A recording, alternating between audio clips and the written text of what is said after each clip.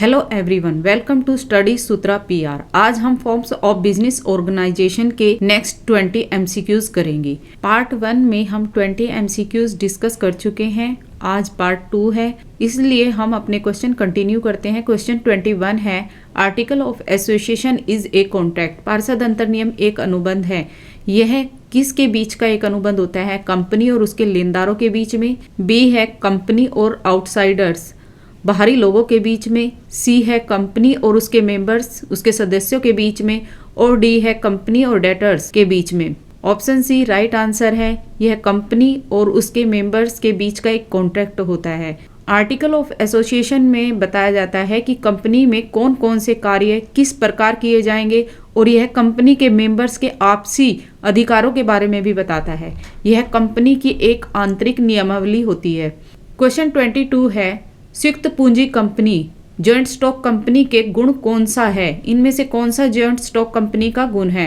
तो option A शेयरों का हस्तांतरण, बी है गोपनीयता की कमी, और सी है शेयरों में अनुमान, डी है काम का सीमित दायरा। बी और सी और डी ये तीनों तो कंपनी के डीमेरिट हो गए, और ए मेरिट है, यानी कि ये कंपनी का गुण है कि यह शेयरों का ट्रांसफर कर सकती है। क्वेश्चन 23 है, इफ कर्ता डाइज देन, यदि कर्ता मर जाए तो। ऑप्शन ए है संयुक्त हिंदू पारिवारिक व्यवसाय समाप्त हो जाता है। बी है शेष सदस्य नए कर्ता का चुनाव कर लेते हैं। ऑप्शन सी है परिवार का नेक्स्ट सीनियर मेंबर कर्ता बनता है।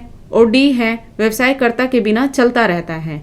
ऑप्शन सी राइट आंसर है। क्वेश्चन 24 है, यह भागीदार वह व्यक्ति होता है जो हालांकि किसी फर्म में पार्टनर नहीं है, लेकिन जानबूझकर खुद को किसी फर्म में पार्टनर के रूप में प्रतिनिधित्व करने की अनुमति देता है। तो यह कौन सा पार्टनर होता है? ऑप्शन ए स्लीपिंग और इनएक्टिव पार्टनर, बी है सीक्रेट पार्टनर, सी है पार्टनर बाय एस्टोपल, और डी है partner by holding. Option D right answer है। पार्टनर बाय होल्डिंग, प्रतिनिधि साझेदार। यह पार्टनर फर्म में किसी तरह की कोई पूंजी नहीं लगाता है, न ही फर्म में कोई लाभ प्राप्त करता है, परंतु फर्म में इसकी लायबिलिटी अनलिमिटेड होती है। क्वेश्चन 24 है, एक संयुक्त स्टॉक कंपनी में निर्देशक मंडल का चुनाव किसके द्वारा किया जाता है? ऑप्शन ए सरकार के द्वारा, बी है ग्राहक के द्वारा, सी है शेयरधारक के द्वारा, या डी प्रमोटर के द्वारा, प्रवर्तक के द्वारा। ऑप्शन सी राइट आंसर है, शेयर होल्डर्स। नेक्स्ट क्वेश्चन है, question number 26, A prospectus is issued by, एक परिविवरण जारी किया जाता है किसके द्वारा? ऑप्शन ए पब्लिक कंपनी सार्वजनिक कंपनी के द्वारा, बी प्राइवेट निजी कंपनी के द्वारा, सी स्टैट्यूटरी कॉर्पोरेशन वैधानिक कंपनी के द्वारा, डी है डिपार्टमेंटल अंडरटेकिंग विभागीय उपक्रम के द्वारा। ए ऑप्शन राइट आंसर है। कंपनी के प्रोस्पेक्टस को कंपनी के अधिनियम की धारा 270 में डिफाइन किया गया है। यह एक लीगल डॉक्यूमेंट होता है, और इसमें जो शेयर इश्यू किए जाते हैं उनके बारे में आवश्यक और डिटेल्ड इंफॉर्मेशन होती है। पब्लिक को प्रोस्पेक्टस प्रदान करने के पीछे का मकसद पूंजी जुटाना होता है। क्वेश्चन 27 है, वो is called parent of company, company का जनक किसे कहा जाता है?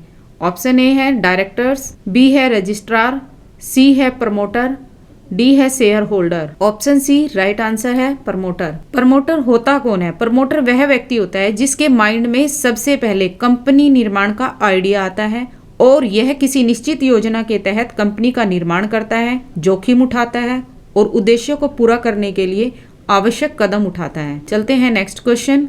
क्वेश्चन 28 है, प्रस्तावित कंपनी की ओर से प्रवर्तक द्वारा तीसरे पक्ष के साथ निम्नलिखित में से किस अनुबंध पर हस्ताक्षर किए जाते हैं? ऑप्शन ए है प्रारंभिक अनुबंध, बी है अंतिम अनुबंध, सी है परिविवरण, और डी है पार्षद सीमा नियम।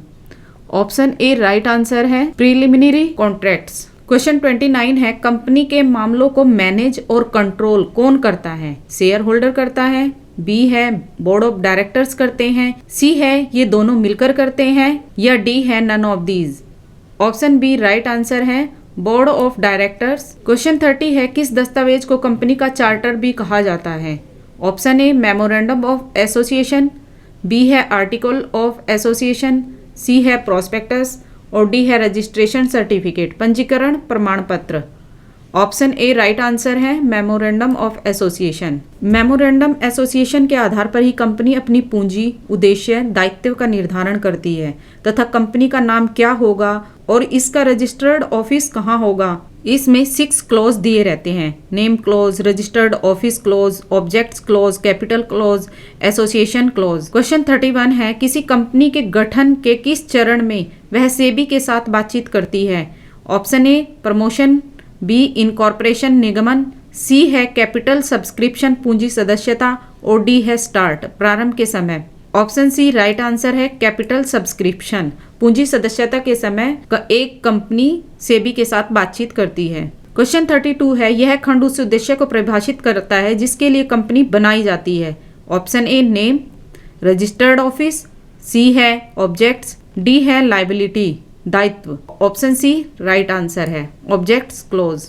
क्वेश्चन 33 है बोर्ड ऑफ डायरेक्टर्स निदेशक मंडल। ऑप्शन ए रिस्क बियरिंग जोखिम वहन, बी है जनरल सील सामान्य मुहूर, सी है लाइबिलिटी देता और डी है नियंत्रण के माध्यम से कंपनी की मंजूरी का संकेत देकर दूसरों के साथ एक समझौता करते हैं, एक एग्रीमेंट करते हैं। ऑप्शन बी राइट आंसर है जनरल सील। क्वेश्चन 34 है किसी कंपनी के आंतरिक प्रबंधन से संबंधित नियमों को परिभाषित करता है।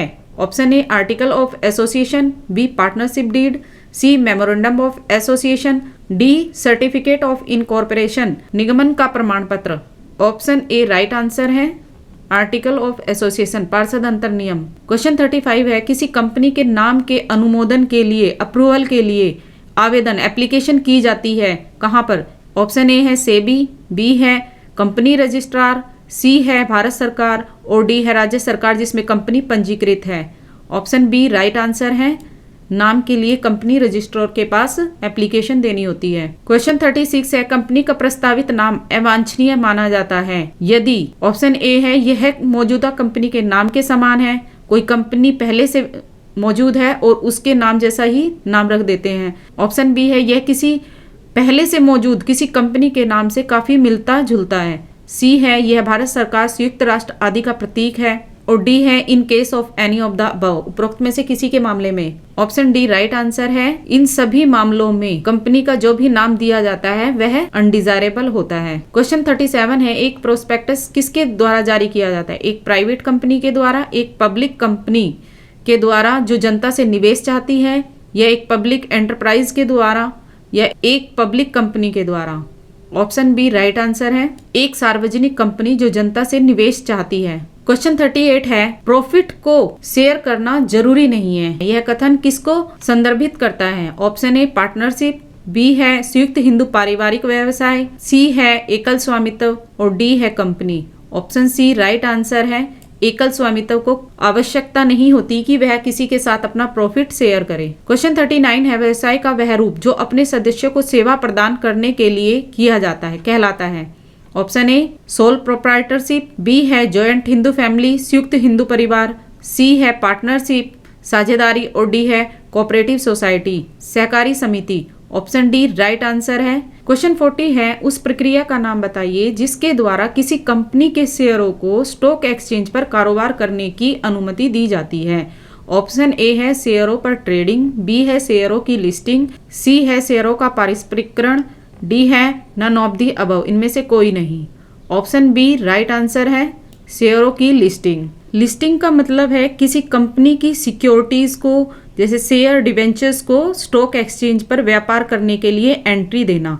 कंपनी अधिनियम 2013 या 1956 के अंतर्गत भी लिस्टिंग अनिवार्य नहीं है। यह तब आवश्यक हो जाती है जब कोई पब्लिक लिमिटेड कंपनी जनता को अपने शेयर या डिवेंचर जारी करना चाहती है। Thank you for watching. Please channel को लाइक शेयर एंड सब्सक्राइब जरूर कीजिए ताकि मेरी आने वाली वीडियो के नोटिफिकेशन आपको मिलते रहें।